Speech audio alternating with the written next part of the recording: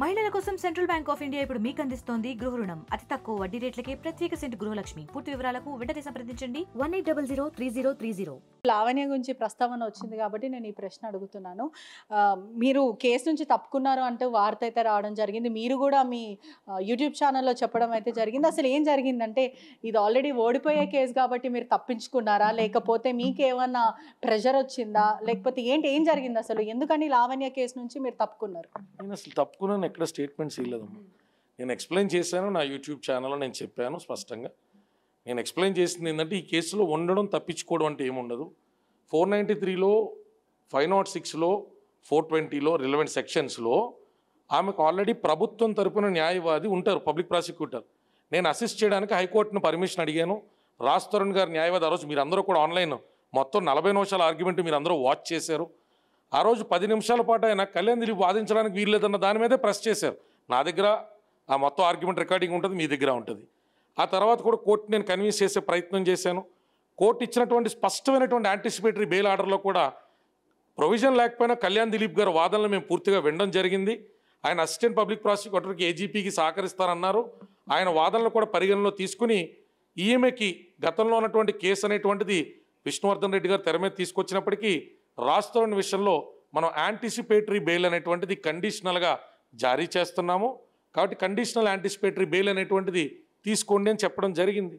ఆ కేసు విషయంలో ప్రొసీడింగ్స్ జరుగుతూ ఉన్నాయి. ఆ కేసు విషయంలో వెళ్తూ ఉన్నాం. ఆ అమ్మాయికి ఏదైనా కావాలన్నప్పుడు అడపాదడప ఏదైనా సహాయం కావాలన్నా సలహా కావాలని చెప్తా ఉన్నాం.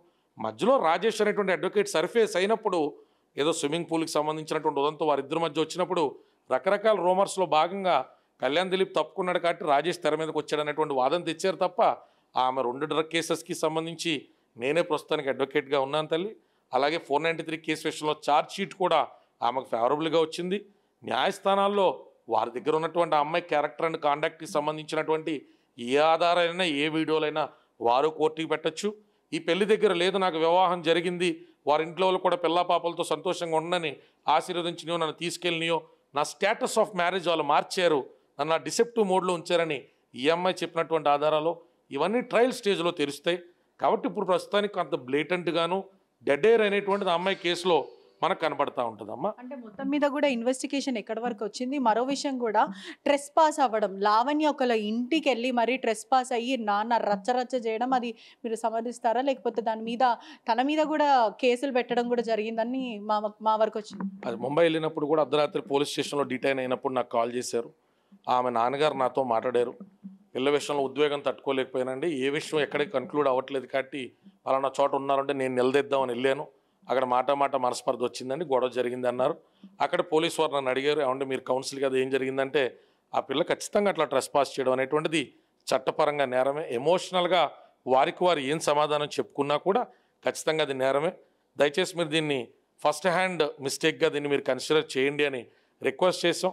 ఆ రాత్రికైతే అమ్మాయిని ఒక 1.5 అవర్ ఆర్గ్యుమెంట్ తర్వాత అక్కడ లోకల్లో ఉన్నటువంటి నా అడ్వకేట్ టీం, ముంబైలో ఉన్నటువంటి టీం కూడా పోలీస్ స్టేషన్కి విజిట్ చేసి లావణ్య తరపున రాసిచ్చారు. మళ్ళీ అమ్మాయి రకంగా చేయదని కానీ తర్వాత రకరకాల ఒత్తిడిలో భాగంగా ఈ అమ్మాయి మీద కేసు నమోదు చేశారు.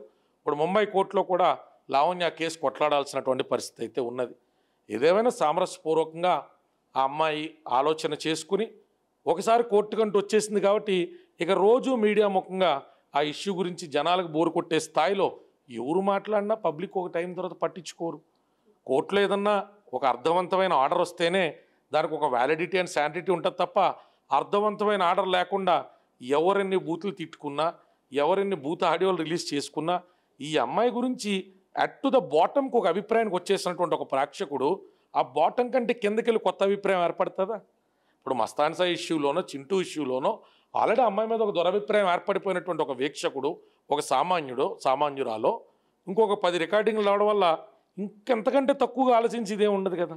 మనం చూసుకున్నట్టయితే కూడా ఈ కేసులో మస్తాన్ సాయి ఫ్రెండ్ అని చెప్తుంది తను పూర్తిగా కూడా. ఒకవేళ మస్తాన్ సాయి మీడియా ముఖంగా వచ్చి నాకు జరిగిన అన్యాయం ఇది అంటే ఏం చెప్తారు? అంటే మస్తాన్ సాయిని కూడా బ్లాక్మెయిల్ చేసిందని మస్తాన్ సాయి స్వయంగా వచ్చి మాట్లాడి ఇంటర్వ్యూ ఇస్తే ఏం చెప్తారు దాని గురించి? 100% అమ్మ. ఇప్పుడు ఆ అమ్మాయికి రాజ్ తరుణ్తో ఉన్నటువంటి ఇష్యూ సెక్షన్ ఏ, ఆ అమ్మాయి ఎక్స్ట్రా మ్యారిటల్ అఫైర్స్ దేనికైనా పాల్పడితే సెక్షన్ బి. అంటే 2 రకాలుగా చూడాల్సినటువంటి 2 డిఫరెంట్ సెక్షన్స్. ఎక్స్ట్రా మ్యారిటల్ అఫైర్స్కి అమ్మాయి పాల్పడ్డది అనుకున్నామ్మా, that is none of the business of the court or the council. ఆ అమ్మాయి భర్త కింద ఉన్నవాడు ప్రియుడు. భర్త కావాలి అని చెప్పి లావణ్య చెప్పడం జరుగుతుంది. ఏదైతే రాజ్తో ఉన్న ఇయర్స్ ఉన్నదో అదే సమయంలో ఇద్దరితోనే ఉంటే దాని మీద ఏం చెప్తారు అంటే మస్తాన్ సాయే వచ్చి రాజ్తో ఉన్న సమయంలో నాతో కూడా ఉంది, శారీరకంగా మానసికంగా నాతో ఉంది అని స్టేట్మెంట్ ఇస్తే ఏమంటారు?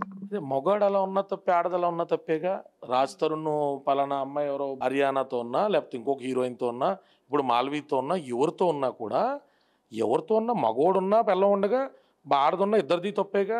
అప్పుడు ఇద్దరు తప్పుదారులు వెళ్తున్నట్టేగా, ఇద్దరు తప్పుదారులు వెళ్ళారని ఎస్టాబ్లిష్ అయినట్టేగా. ఎవరి కాంటాక్ట్ని సమాజంలో మగోడు చేస్తే శృంగారం, ఆడి చేస్తే వ్యభిచారం. కాబట్టి సాధారణంగా పురుషుల కిందో సమాజం కింద ఏమంటారు, అరే ఇది పలానా అని అబ్యూజివ్ వర్డ్ మాడతారు. మగోడిని అయితే మాత్రం మాట్లాడరు. ఎవరో హర్యానా గురించి అడగల, ఇంతకుముందు హీరోయిన్ల గురించి అడగల, ఇప్పుడు మాల్వీతో ఎందుకున్నాను అడగల. దీని క్యారెక్టర్ బాగాలేదు కాబట్టి ఆడి క్యారెక్టర్ బాగాలేదు అంటున్నారు, ఆడి క్యారెక్టర్ బాగాలేదు కాబట్టి అమ్మాయి క్యారెక్టర్ బాగాలేదు అని అంటున్నారు. అనరుగా. సొసైటీ కొన్ని నామ్స్లో బతుకుతాం మనం. ఆ నామ్స్ మనం బద్దలు కొట్టలేం. ఎంతమందితో పోరాడతాం, ఎంతమంది అభిప్రాయాలు మార్చగలుగుతాం. మా అభిప్రాయాలు అలాంటి దాంతో నువ్వు కాపురం చేస్తావు అంటారు. అసలు అలాంటి దాన్ని చూస్ చేసుకుని నేను 10 ఏళ్ళు ఎందుకు ఉంచుకుంటాం? మీకు అర్థమవుతుంది. ఇప్పుడు 10 ఏళ్ళు నేను సహజీవనం చేసిన తర్వాత ఆ అమ్మాయి క్యారెక్టర్ గురించి ఇప్పుడు నేను కొత్తగా కంప్లైంట్ చేసేదే ఉంటుంది. పోనీ 10 ఏళ్ళకి ముందు నేను తాళి కట్టి సహజీవనం అని చెప్పి ఇప్పుడు ఆ అమ్మాయి క్యారెక్టర్ బాగాలేదని చేసేదే ఉంటుంది. సో విమర్శ సహజం. మహిళ విషయంలో ఫస్ట్ అండ్ ఫార్మోస్ట్ ఏదైనా జరిగింది అనగానే మనం ఢిల్లీ రేపులో కూడా చూసాం. రేప్ చేసినట్టు బయటకు వచ్చి అర్ధరాత్రులు బయటకు వచ్చినటువంటిది పునీత పతివ్రత అవుతుందా? అలాంటి దాన్ని రేప్ చేయరా అని రేపమాపు ఉరిదీసేవాడు కూడా మాట్లాడినటువంటి ఈ సమాజంలో మనం రాజ్ తరుణ్ అఫైర్స్ మాట్లాడట్లా, ఓన్లీ లావణ్య అఫైర్స్ మాట్లాడుతుంది. ఎందుకంటే మహిళ మగవాడు ఎంత తిరిగినా ఇలాగుంటేనే ఆయన కాపురాన్ని పిలిచే అర్హత ఉంది అనేటువంటిది సామాజికంగా మనం పెట్టుకున్నటువంటి ఆలోచన. కోర్టు ఏమంటుంది, if she is committing adultery you want to desert her, follow a procedure అంటది. అతను ఎవరో బలవంతంగా తీసుకొచ్చి ఆవిడతో కాపురం చేయించరు. An exit should be good, an exit should be purposeful, an exit should be reasonable అనేటువంటి దాని మీద అమ్మాయికి నేను అడ్వైస్ చేశాను. సరే తర్వాత కూడా అమ్మాయికి ఉన్నటువంటి కొంత ఇంపల్సివ్ నేచర్తో, తనకున్నటువంటి అగ్రెషన్తో రకరకాల వాటిల్లో చిక్కులుకుని సమాజంలో మద్దతు అయితే మాత్రం కొంత మేరకు కోల్పోయింది. కొంతమంది ఈ రోజుకి ఆ పిల్లకి కూడా మద్దతు ఇచ్చేటువంటి వ్యక్తులు ఉన్నారు, రాజ్ తరుణ్ తప్పట్టే వాళ్ళు ఉన్నారు. కాదు ఇక్కడ సమాజం అనేటువంటి జడ్జిమెంట్ హౌస్ కాదు కాబట్టి కోర్టులో ఏం జరుగుద్దో మనందరం చూడాలి. దాంట్లో ఓడిపోయేటువంటిది ఏం లేదమ్మా. అతని దగ్గర ఉన్న ప్రూఫ్స్ ప్రకారం ఆ అమ్మాయికంటూ చివరిదాకా పోరాడేటువంటి అవకాశం ఉంటే ఖచ్చితంగా పిల్లకి న్యాయం జరగాలని కోరుకుంటాం. Because she is my client. మీరు చెప్పినట్టు క్లోజర్ ఇస్ వెరీ ఇంపార్టెంట్ అని బాగా చెప్పారు. కెమెరామ్యాన్ గణేష్తో పట్రీషా రిపోర్టింగ్, RTV హైదరాబాద్. మరిన్ని వీడియోస్ కోసం ఛానల్ ని సబ్స్క్రైబ్ చేయండి, లేటెస్ట్ అప్డేట్స్ కోసం వాట్సాప్ ఛానల్ ని ఫాలో చేయండి అండ్ లింక్ డిస్క్రిప్షన్ లో ఉంది.